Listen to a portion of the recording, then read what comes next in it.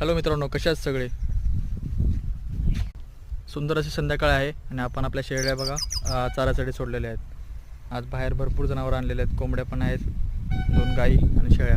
मस्तपैकी गवत उगवले आहेत, मस्तपैकी ते चरत आहेत. त्या दिवशी लावलेली मका बघा आता एवढी मोठी झालेली आहे. मधली लिंबूची झाडं पण आता झाकून गेलेली आहेत. अशा प्रकारे आपली मका आलेली आहे.